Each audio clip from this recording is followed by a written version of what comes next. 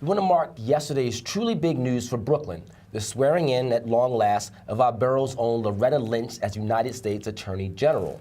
To talk about the significance of the day and what AG Lynch will be dealing with first, we're joined via Skype by Lauren Resnick, a former assistant U.S. attorney in Brooklyn who worked with Lynch on the Abner Louima case. And thank you so much for joining us. Thank you so much, Lauren.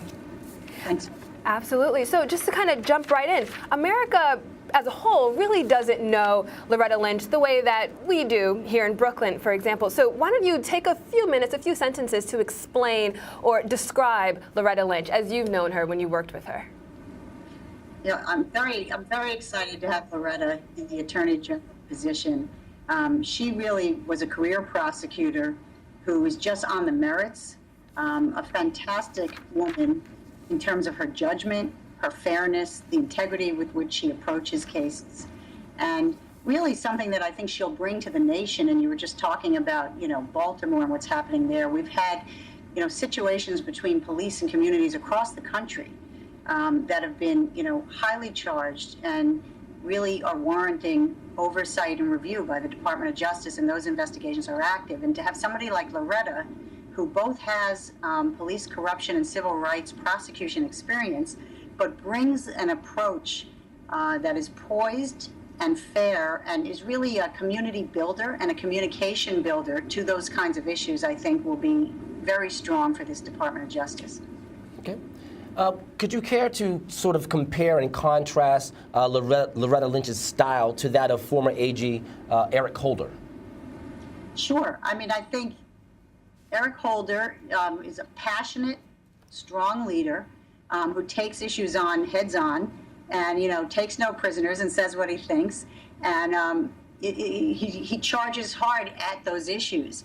And while he's been very effective of raising issues that need to be addressed by the Department of Justice and taking sort of strong and aggressive approaches to that, part of what has happened in that process is we've had increased alienation between our law enforcement community and the communities that they are policing. And there's been a perception, at least from the law enforcement community, that the arbiter of those issues is not necessarily looking at some of the stresses and strains that both sides of that kind of conflict deal with. I think Loretta will bring a very strong law enforcement background, like Mr. Holder had as well. But she's got very close ties to the law enforcement community, is very well respected by them. And so when she brings criticism to the approach, I think it will be perceived as constructive criticism and positive feedback.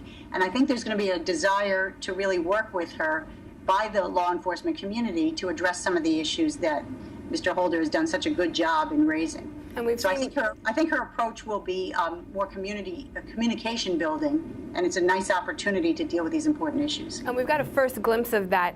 She was sworn in on Monday, and one of the very first things that she did was to send DOJ officials to Baltimore to work with and assess the situation there. So we're definitely seeing a little bit of that happening. But what I'm interested in, Lauren, is whether or not Ms. Lynch is prepared for the political stage that being an AG holds. So, she's coming from the Eastern District. She's coming from Brooklyn. It's not really that much political divisiveness here in the Eastern District, unlike what we've seen with her confirmation process. And, the answer she gave during that confirmation hearing, in particular with regard to her belief or understanding of President Obama's executive order with regard to immigration, she noted that she thought that it was reasonable, but many in the political arena, in the political world, kind of jumped on that as an indication that maybe Ms. Lynch doesn't have a full appreciation of how divisive Washington is right now. So how do you think Ms. Lynch will be prepared, or for this larger political stage, because she's very much a humble person? I think you've got that right, but I would say to you, and I think you all appreciate this as your viewers do, is Brooklyn is a microcosm really for America. And there are plenty of strong-willed community and interested groups here. And as U.S. Attorney, I think in the Eastern District of New York, Loretta had to manage a whole variety of what I would call political issues that impacted the work that her office did. And I think she did so, as I said, with poise and professionalism, and really generated universal respect in doing so. Now, I would agree with you that there is nothing like politics in Washington, and certainly politics in Washington over the last couple of years, and now that we're heading to an election cycle, will not get any easier. Yeah. Loretta had to wait 170 days to get the position that she so ably and clearly deserved, and we're glad that she's there. I do think, however, and I think it's a great point you make in terms of how she handled the hearings. I think her answers are always well thought, they're careful, and they're poised, so that she takes a lot of the sting out of the politics. And despite what was sort of floating around her in her nomination, very little, if any of it, had to do with the substance of her answers. And you're right, the immigration issue is a big political issue right now, and her answer was very modulated.